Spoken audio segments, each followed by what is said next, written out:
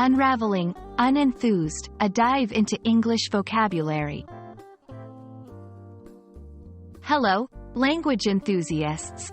Today, we're going to explore a word that you might come across when reading or even hear in everyday conversation. The word is unenthused.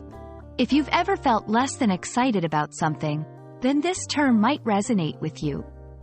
Stay with us as we unpack the meaning of unenthused, how to use it, and its place in the English language. Let's dive in. Unenthused is an adjective that describes a lack of enthusiasm. When someone is unenthused, they're not excited, interested, or energetic about something. It's the opposite of being enthusiastic. For example, if someone invites you to a party and you're feeling unenthused, it means you're not looking forward to it at all. The word unenthused combines the prefix un, meaning not, with the word enthused. Enthused comes from enthusiasm, which originates from the Greek word enthusiasmos, meaning inspired or possessed by a god. So, when you're unenthused, you're literally not inspired or excited by something. You can use unenthused in casual and formal settings. It's great for expressing your feelings about a situation, task, or event. For instance, I was unenthused about the meeting.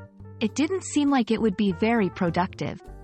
Despite the hype, she was unenthused about the new movie. Remember, while it's a negative word, it's not rude. It simply conveys a lack of excitement or interest. To get a better grasp, let's look at unenthused in a few sentences. The announcement was met with an unenthused response from the audience. He did the chores in an unenthused manner, clearly wishing he was elsewhere. Her presentation was informative, but her unenthused tone made it less engaging. If you want to vary your vocabulary, here are some synonyms for unenthused.